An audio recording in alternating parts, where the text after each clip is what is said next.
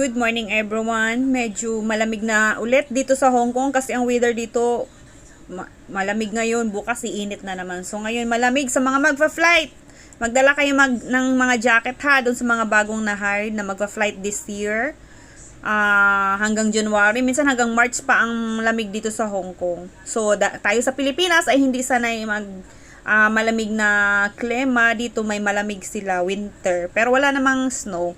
So doon sa mga magfa-flight ha, age limit, update tayo sa age limit po, the same pa rin po, 24 to 38 po yung first timer, and sa ex-abroad naman ay hanggang 45 below po tayo. Ang magastos po sa first timer ay mag-ready po kayo at least 27k kasi kailangan nyo pang mag-training sa TESDA.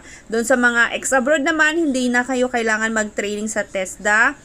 Mag-ready lang kayo ng at least 20. May sobra pa yan pag doon kayo na-hired sa ibang agency na mas mababa doon sa nire-refer namin. So, yun lang i-prepare nyo, and yun po, pag gumawa ng requirements, kailangan the best yung ipasa sa amin. Hindi yung ulo lang banda ang igawa nyo ng ganyan requirements. Yung parang hanggang dito, half body po para formal ha. Itali nyo yung buhok, lalo na pag ganito ang mga buhok nyo may kulay, itatali nyo ha.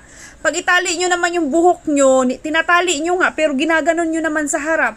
Itali nyo sa likod lang ha. Yun po.